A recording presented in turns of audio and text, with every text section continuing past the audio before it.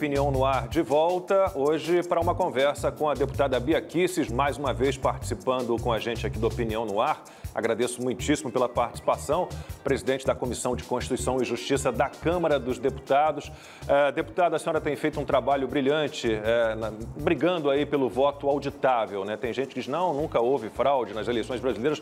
Não temos como saber, né? Não é auditável.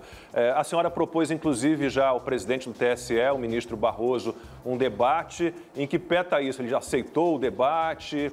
Porque há uma resistência grande, né, do TSE, do ministro Barroso, à implantação do voto auditável. Mais uma vez, agradeço pela sua participação. Obrigada, Lacom, obrigada pelo convite. É muito bom poder falar para um público tão seleto e antenado, né, sobre essas questões como o voto auditável.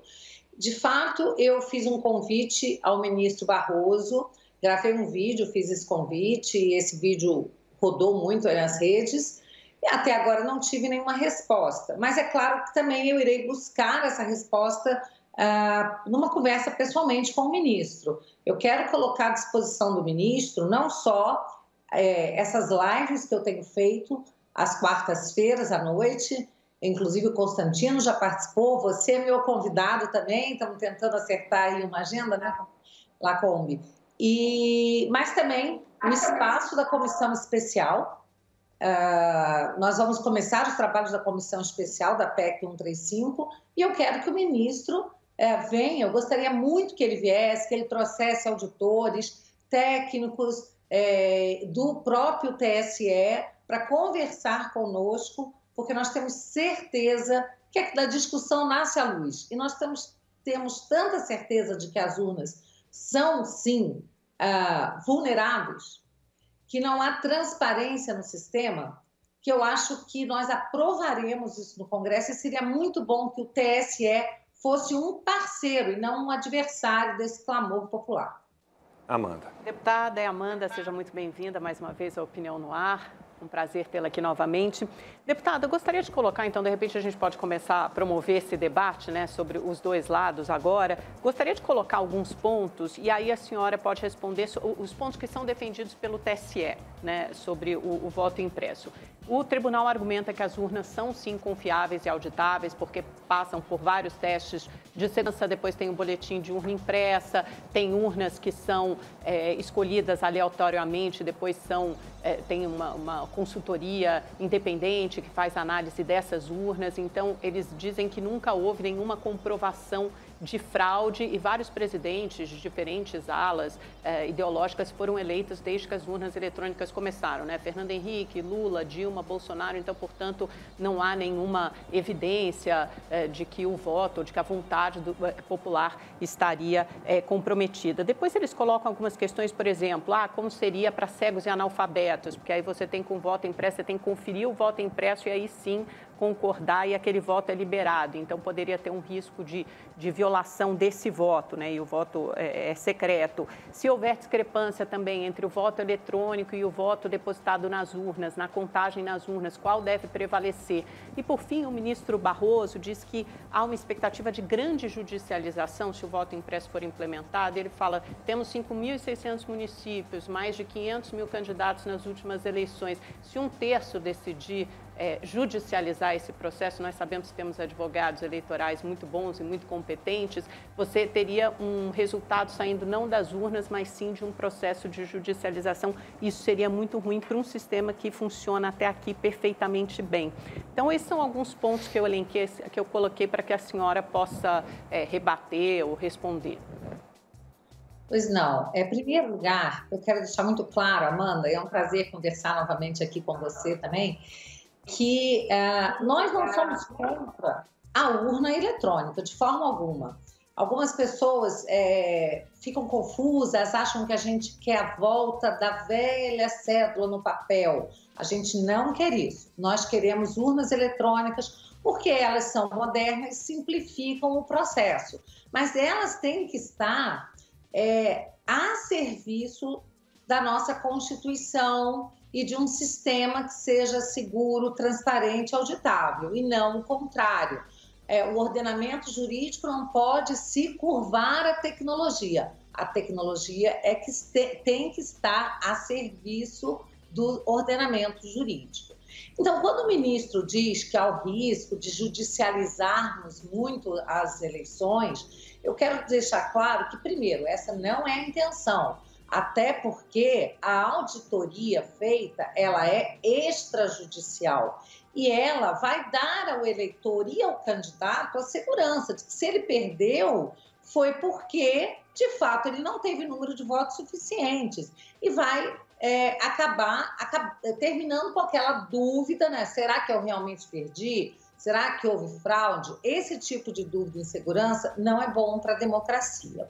Mas tem um detalhe, Amanda. A Constituição Federal, no artigo 5º, que é o dos direitos e garantias fundamentais, que são cláusula pétrea, não podem ser alterados nem por emenda, diz no inciso 35 que a lei não afastará do judiciário lesão de direito ou ameaça de lesão. Portanto, se um candidato acha que foi lesado, ele tem que poder recorrer ao judiciário. Se nós temos um sistema que impede isso, de cara esse sistema é inconstitucional. E hoje nenhum candidato vai recorrer à justiça porque ele sabe que a nossa urna não permite a recontagem de votos. Ela não permite que você cheque. Então, isso é um problema que nós queremos resolver. Agora, Amanda, nós estamos atentos a todas essas preocupações do TSE. Nós não queremos que todo mundo saia. Um candidato acha que foi lesado, entra com 1000 ações, não é por aí. A nossa reforma, que é proposta, agora ela aprovada na CCJ, a admissibilidade, ela vai ser amplamente discutida na comissão especial, onde nós trataremos de todas essas questões. Inclusive, Amanda, a gente pode já estabelecer um percentual de urnas que serão auditadas, desde que a impressora, né, a possibilidade de auditagem recaia sobre todas, para que não possa haver aí um direcionamento de um eventual fraude. E aí pode-se estabelecer 5%, 10%, 15%, 20%, ou também regiões em que haja assim, um motivo realmente para desconfiança. E aí, os partidos políticos, que são atores muito importantes na política, eles podem apontar, olha, nós queremos que seja feita uma auditoria ali, uma recontagem em tais sessões, em tais lugares, trazer de volta os partidos políticos, Amanda, para esse debate, que hoje eles estão afastados. Nenhum partido manda auditor para fiscalizar a contagem, porque nenhum fiscal tem olhos que enxergam dentro das urnas. E é por isso também que essa contagem dos votos feitas em salas fechadas dentro do TSE, apenas com técnicos e um ministro, ela também fere o princípio da transparência, porque a eleição ela tem que ser cercada de sigilo, mas o escrutínio, a contagem, tem que ser pública. Com relação aos deficientes visuais, só para dizer, Amanda, que a lei que tem da inclusão social, quando ela trata dos deficientes visuais, ela já fala que eles indicam alguém que vai até a urna com eles. Então, o deficiente visual não vota sozinho hoje. Ele leva alguém da sua confiança que vota com ele. Então, não haverá nenhum tipo de alteração nesse sentido que pudesse comprometer o sigilo do voto. Deputada, bom dia. Muito bom tê-la novamente no programa. No Senado, no site do Senado, né, e Cidadania, há uma enquete que já tem mais ou menos 400 mil votos de cada lado, né, bem apertado, mas tem uma margem hoje favorável a não atribuir esse voto auditável, e na chamada a pergunta é um pouco enganosa, capciosa, porque diz voto impresso, né? E tem muita gente que pensa que é você levar para casa e vem aquela história do cabresto, inclusive deputados da extrema esquerda como o Marcelo Freixo falam que só miliciano defenderia voto impresso e, na verdade, a tentativa é por voto auditável. Eu queria saber se a senhora considera isso algum tipo de estratégia, se o Senado vai se mostrar um obstáculo maior do que a Câmara em relação a isso, e por que tanta resistência, deputada? Uma vez que, de novo, estamos falando em transparência, eu vi hoje um comentarista de uma rádio falar em bilhões que seriam gastos, judicialização, que a senhora já rebateu aí o ponto que a Amanda trouxe, e ele alegando que nunca houve fraude nesse sistema atual, sendo que, como abriu o programa aqui o Lacombe dizendo, né, é impossível saber. Então, a que a senhora atribui essa resistência toda e se é possível no Senado a gente conseguir reverter um pouco esse jogo? Nós já temos senadores trabalhando como cabos eleitorais dessa campanha pelo voto auditável no Senado. E eu quero dizer que essa enquete que está no ar, ela se refere à lei anterior, tá? Tem uma enquete da PEC 135 de 19 que está sendo feita na Câmara dos Deputados. Mas vamos lá, ainda que você falou que tem quase 400 mil para cada lado, ganhando um pouco não. Ainda que o não ficasse na frente, o que isso significa? Que boa parte da sociedade quer o voto impresso. E o sistema eleitoral ele tem que ser confiável para todos os eleitores, não é para uma parte dos eleitores. Todos os eleitores têm que ter confiança no sistema eleitoral.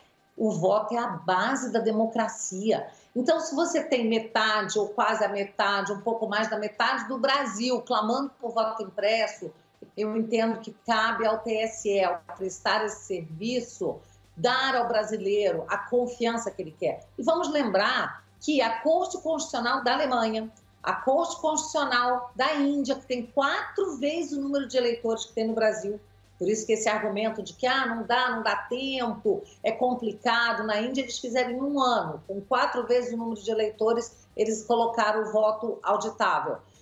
Já foi derrubado só o Brasil. Amanda, Constantino, Silvio, Lacombe e todos que nos ouvem, prestem atenção se isso não nos diz algo sobre o nosso sistema. As democracias do mundo não aceitam a nossa urna sem que seja auditável. O voto impresso é só o meio para essa auditoria. O fim é a transparência, a auditoria. Nós não somos lunáticos pelo voto impresso. Se existisse uma outra forma que permitisse a auditoria, a gente apoiaria também. Mas o fato é que se você não materializa o voto, não tem como auditar. A Amanda perguntou sobre o BU. Ela citou o BU, aquele boletim da urna, que é impresso ao final da eleição. Aquilo só mostra o resultado final, mas ele não comprova que voto a voto foi destinado para o candidato. E quando você fala que as urnas são olhadas antes, eles fazem a zerésima, existem 1000 truques que podem ser feitos nos sistemas. Aliás, tem se dito que o problema maior não é o hardware, não é a urna, é o software que vai dentro. 1000 formas de você trabalhar, colocando, por exemplo, uma programação para só começar a desviar o voto depois que a eleição começa. A cada, digamos, 3 votos nulos vai para um candidato, 3 votos em branco vai para outro. Então, existem 1000 formas, inclusive, do sistema não deixar rastros. Depois que é feita essa contagem, que emite o boletim da urna, ele pode apagar essa programação. Quem mexe com TI sabe disso. Não existe nenhum sistema que seja perfeito e que não permita que ele seja violado, seja por má fé ou seja até por defeito, tá? Não vai ser sempre que vai ocorrer uma fraude que foi produzida por uma pessoa que foi lá pensar uma fraude. Às vezes equipamentos dão defeitos e, lamentavelmente, hoje no Brasil a gente não tem como comprovar nem que houve fraude, nem que deixou de haver. Mas o fato de não ser auditável já torna tudo isso assim, inseguro, e o que nós estamos lutando é por mais transparência e segurança.